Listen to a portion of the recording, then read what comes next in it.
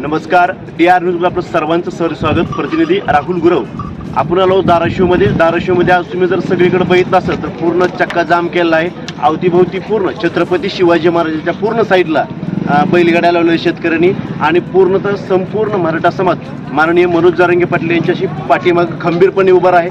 आणि धाराशिवमधले काही ग्रामस्थ किंवा मराठा आंदोलक आपल्यासोबत आहेत. त्यांच्याशी आपण चर्चा करणार आहोत की नेमकं बंद कसं आहे आणि काय करणार तुम्ही, पुढचं पाऊल तुमचं काय असणार. चला तर मग नाव सांगा. माझं नाव संताजी सूर्यवंशी. आम्ही राहणार सांजाचे. बरं, किती दिवसापासून बंद केलं तुम्ही धाराशिव? आज 4था दिवस आहे आमचा. काय मागण्या काय आमच्या जरांगे पाटलाच्या आणि आमच्या सर्वांच्या एकच मागणी आहे, सगळे सोयरे हा देश आहे तो अंमलात आणला पाहिजे. आणि जरांगे पाटील जसे आदेश देतील त्याचं आम्ही तंतोतंत पालन करायला तयार आहे आणि चालू करायचं. सगळ्यात महत्त्वाचा प्रश्न म्हणजे छत्रपती शिवाजी महाराज जयंती पुढे येते, बरोबर? तर त्याच्यासाठी काय असणार? छत्रपती शिवरायांची जयंती त्याच्यापेक्षा मोठा सण तर कुठलाच नाही. 100% मान्य आहे. आणि आम्ही तो इथं ह्या कंडिशनला ह्या स्थितीला पूर्ण जल्लोषात करणार आहे सर्व ग्राम. आता हे 4 दिवसातून तुम्ही बंद केलं, बरोबर? समजा या ठिकाणी दुसरे काय पूर्ण तुम्हाला फोन म्हणावं की कोणाचा आला असेल, काय बोलणं झालं काय बंद विषय? काही बंद विषय काही लोकांचं मत नाही. लोकांचं म्हणणं नाही. कुठल्या अधिकाऱ्याचा कोणा फोन आलाय किंवा बंद करा उठवा असं काय? नाही अजून काही नाही. आणि आम्हाला जरी निरोप आला कोणाचा उठवा, कमी करा, स्थगित करा, तरी आम्ही त्यात पोलीस डिपार्टमेंट असेल नाही, काही नाही, पूर्ण सहकार्याला आपल्याला. आता काय पुढचं पाऊल काय असणार? आम्ही जे ती मोठ्या उत्साह तिथेच आहे अशी तिथे साजरी करणार आहे छान पद्धतीने. आता सध्या काय परिस्थिती चालू आहे? आम्हाला मराठा समाजानं अन्नदान, जनावरांचा कडबा, वैरण, हिरवी वैरण, पेंडी, सर्व काही जागेवर पोहोचवले. आणि एक जण ही कोण दान केलं त्याचं नाव सांगायला गेले. एवढंच आमचे उपकार व्हायलेत आमचे. बरोबर. आता सध्या काय नियोजन आहे? आता मंडप मारले, चारी बाजूने बैलगाड्या लावले. रक्तदान आज आम्ही जवळजवळ आता 120 बॉटल रक्तदान केलेलं आहे मराठा समाजाला. काल भारुडाचा कार्यक्रम होता, वारूचा कार्यक्रम होता खंडोबाचा. परवा दिवशी आम्ही आता कीर्तनाचा कार्यक्रम होता. आज आम्ही आराध्य ठिकाणी तुळजाभवानी जागरण गोंधळाचा कार्यक्रम करणार आहे तिथं. धाराशिव मधला असेल किंवा इतर आजूबाजूचा जो भागाचा संपर्क आहे तो कशा पद्धतीचा आहे? ती लोक पाठीमेला आहेत. कालपर्यंत आम्हाला 35 ग्रामपंचायतीचे ठराव आणि 35 ग्रामपंचायतीचे सदस्य म्हणा किंवा गावकरी येऊन गेलेले. आज जवळजवळ 100+ ग्रामपंचायती इथे यायची शक्यता आहे. आणि आम्ही आता रिक्षावर अनाऊन्समेंट करत प्रत्येक गावात जाऊ. आम्हाला 20 तारखेला तब्बल 1 लाख मराठा समाज इथवर आणायचा.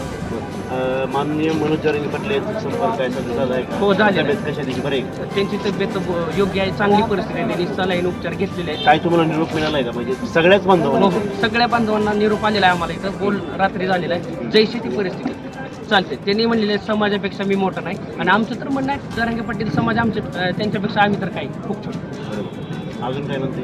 काहीच नाही. आमचं एकच आहे, एक मागणी आहे की धाराशिव तालुक्यातील जिल्ह्यातील सर्व मराठा बांधव नागरिकांना विनंती आहे की 20 तारखेला इथं जास्तीत जास्त संख्येने उपस्थित राहावं. कारण 20 तारखेला आपलं अधिवेशन आहे. अधिवेशनाचा गुलाल उधळायचा आहे का मुंबईला जायचं ही आमची दिशा जरांगे पाटील सांगतील. त्याचं आम्ही तंतोतंत पालन करू. जय शिवराय. नाव तुमचं परदेश?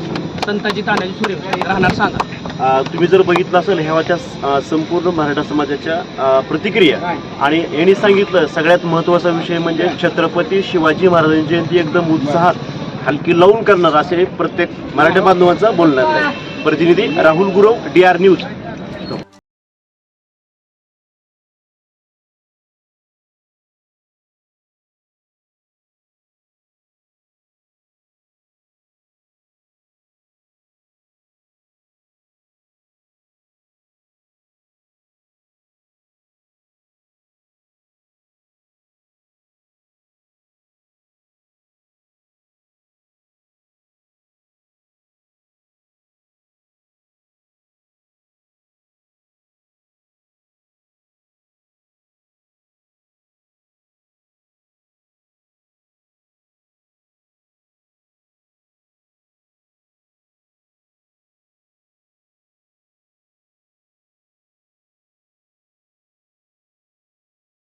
छत्रपती शिवाजी महाराज चौकामध्ये पूर्णतः शेतकऱ्यांनी किंवा मराठा बांधवांनी पूर्णतः चक्का जाम केलेला आहे. आणि त्याचबरोबर महिला वर्ग आपल्यासोबत आहे. आपण त्यांच्याशी चर्चा करणार. सर्वप्रथम त्यांचं नाव घेऊ. नाव सांगा. माझं नाव ॲडव्होकेट भाग्यश्री अंकाम. पण आज माझी इथं उपस्थिती गेली. आज 4था दिवस आहे आमचा. आम्ही इथे चक्का जाम आंदोलन केलेलं आहे छत्रपती शिवाजी महाराज. आणि ह्या आंदोलनामध्ये मी एक मराठा भगिनी म्हणून इथं सहभागी झालेली आहे. कुठल्याही पक्षाचं किंवा कुठल्याही माझ्या व्यावसायिक आयुष्याचा मी आधार घेऊन इथं आलेलं नाही आहे. मी इथं एक वैयक्तिक माझं मराठा भगिनी म्हणून या आंदोलनामध्ये सहभागी झालेली आहे. आज आमचा 4था दिवस आहे. आज तुम्ही माझ्या मागं बघताय की आमचे बैलगाड्या असतील किंवा बैल असतील ते उन्हामध्ये तळत आहेत. आज 4था दिवस असूनही आम्ही त्यांना घेऊन इथं चक्काजाम आंदोलन यासाठी केलेलं आहे की हे आमच्या मराठा आरक्षणाचा आमचा जो मुद्दा आहे त्याला सरकार वेळोवेळी आम्हाला वेगवेगळ्या गोष्टींनी दिशाभूल करण्याचा प्रयत्न करत आहे. जसं की आपण म्हणतो की माल वही बट पॅकेट नया दे के सरकार हमारी दिशाभूल कर रहा है. त्या अनुषंगाने आम्हाला परत परत जे सरकारकडून नेहमी आम्हाला निराश केलं जात आहे त्याचा तीव्र निषेध करण्यासाठी आम्ही हे चक्काजाम आंदोलन आज 4थ्या दिवशी चालू ठेवलेलं आहे आणि हे बेमुदत आंदोलन आहे जे चालू राहणार आहे.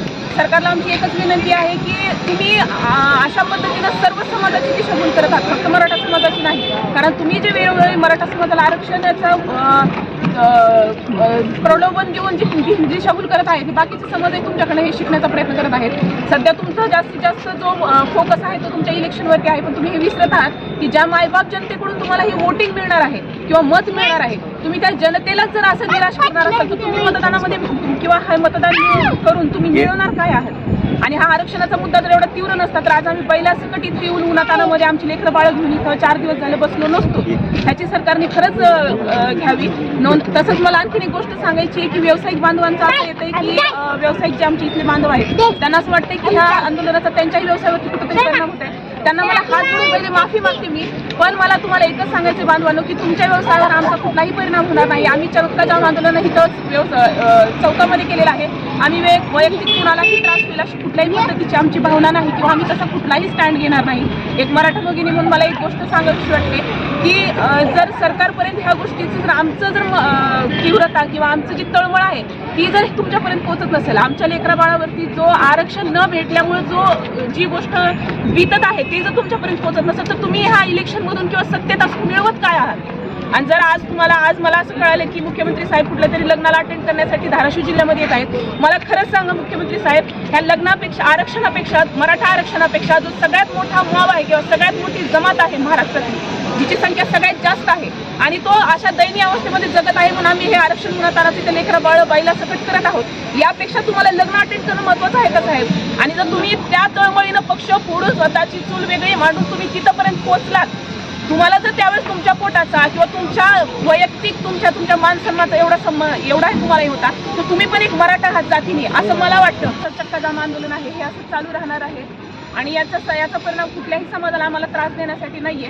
याची सर्वांनीच नोंद घ्यावी आणि सरपर्यंत आम्ही खरंच तीव्रता किती आहे किंवा तळमळ किती आहे आरक्षणासाठी हे पोहोचावी यासाठी आम्ही हे आंदोलन केलं आहे आणि हे असंच चालू. काही मला सांगा तुम्ही वकील बरोबर आहे, सरकारने नेमकं ह्याच्यामध्ये खूप पाऊल उचललं पाहिजे थोडक्यात सांगा. मला काय म्हणायचं आहे, सरकार जर वेळोवेळी तुम्हाला प्रलोभन देत असेल तर सरकार एवढं गंभीर आहे की त्यांना माहिती आहे आरक्षण देऊ शकतो किंवा नाही. हां बरोबर. सुरुवात ही आहे सरकार जर देऊच शकत नसतं तर सरकारने वेळोवेळी तुमच्या बाजूने स्टँड घेतलाच नसता. बरोबर. काल महाराष्ट्र आयोगाचा अहवाल पोहोचला आहे. जर तो अहवाल गुपित ठेवायचाच नाही तुम्ही डिस्क्लोज करा. आणि मला सगळ्यात महत्त्वाची गोष्ट एक सांगायची होते एक वकील म्हणून की जर तुम्ही आरक्षण देऊच शकत नव्हता तर तुम्ही इतके दिवस प्रलोभन दिली का, हा प्रश्न महत्त्वाचा आहे. म्हणजे तुम्ही तरी स्वतःला फसवत आहे किंवा जनतेला फसवत आहे आणि जर जनतेलाही फसवत नाही मराठा समाजालाही फसवत नाही स्वतःला फसवत नाही तुम्ही इतर समाजाची दिशाभूल करत आहात. ज्या ओबीसी मध्ये जाती जमाती आहेत तुम्ही त्यांची दिशाभूल करत आहात ना. मराठा समाजाला एकीकडे तुम्ही आश्वास देत आहे आणि तुम्ही असं म्हणाय की आम्ही त्यांना तुमच्याकडून आरक्षण देणार कुठून, हा प्रश्न आहे ना. आणि एक वकील म्हणून मला असं वाटतं की तुम्ही सगळ्या एवढ्या फॉर्मली करत आहात. महाराष्ट्र आयोगाचा अहवाल घेत आहात, एकीकडे तुम्ही नोंदी शोधायला लावत आहात, एकीकडनं तुम्ही गॅजेट काढत आहात संस्थांकडून समित्यांना हे करत आहात आणि त्यातल्या त्यात तुम्ही तुमचा ग्राउंड लेवलला सर्वे पण करत आहात की तुम्ही कुणबी आहात का मराठा आहात का तुमच्यातले. अरे काय करताय तुम्ही नेमकं इलेक्शनच्या तोंडावर तुम्ही स्वतःला तोंडावर काढताय आम्हाला जनता नाही याची पण तुम्ही तुमच्या डोक्यात घ्या एवढं मला सांगत. अजून काही आपल्याकडे माझं नाव मनीषा बाळासाहेब गरड. आम्ही 4 दिवस झाले इथं आंदोलनात बसलो आहे आणि आमच्यापासून इतरांना काही त्रास नाही. आम्ही शांततेत एकदम योग्य पद्धतीने आम्ही आरक्षणाला बसतो आणि उपोषणाला बसलेलो आहेत आम्ही. आणि अक्षरशः आम्ही इतर समाजाचे सुद्धा आम्हाला सहकार्य करते आणि मुख्य प्राणी सुद्धा आम्हाला इथं उन्हात आमच्याच उभं राहून आम्हाला सहकार्य करत एवढं त्यांना सरकारला आव्हान आहे की आमचं जे जरांगे पाटील जे म्हणते सरसकट आरक्षण द्यावं आमच्या सगळ्यांसाठी आणि तसं आम्हाला सरसकट आरक्षण पाहिजे. आम्हाला सगळ्या आमच्या मुलाच्या भवितव्याचा प्रश्न आहे. आज आम्ही उन्हामध्ये किंवा आज आमचं घर संसार सोडून आमचे व्यवसाय आम्ही बंद करून आम्ही आज इथं बसतो किंवा आमच्या मुलांच्या भवितव्यासाठी बसलेले आहेत. तरी सरकारला जाग घ्यावी आणि लवकर आम्हाला आमच्या मुलांना आरक्षण मिळवून द्यावं, आमच्या पत्रात टाकावं आणि असले कसलेही निमित्त न जोडता लवकरात लवकर आम्हाला आरक्षण मिळावं ही आम्हाला सरकारला विनंती आहे. आणि मराठा समाजाला आम्ही शांततेत आंदोलन करतो म्हणून आम्हाला दरंगे पाटलांनी शब्द दिला की तुम्ही शांततेत आंदोलन करा, म्हणून आम्ही शांततेतच आंदोलन करायला लागलो. त्याचा अर्थ असं नाही की मराठा ही कमजोर आहे असं समजून का तुम्ही. मराठा ही शिवाजी महाराजाच्या तलवारीची धार आहे आणि वेळ पडली तर शिवाजी महाराजाच्या तलवारीची धार, आणि धार जेव्हा नरड्यावर पडते तेव्हा काय होतं ते तुम्ही विचार करा. आज तुम्ही खुटवर जे आहात ते आज आमच्या समाजामुळे आहे. तुम्ही जसं आम्हाला जसं जनतेला तुम्हाला खुर्चीवर बसवायला येतं तसं खुटूर खाली पडायला सुद्धा आम्हाला चांगलं कळतं. त्यामुळे विचार करा आणि मराठा समाजाचा आम्हाला आज मराठ्याला लवकरात लवकर आम्ही आरक्षण द्या. असे निमित्त काही तुम्ही जोडू नका तुम्ही, ही माझी सरकारला विनंती आहे.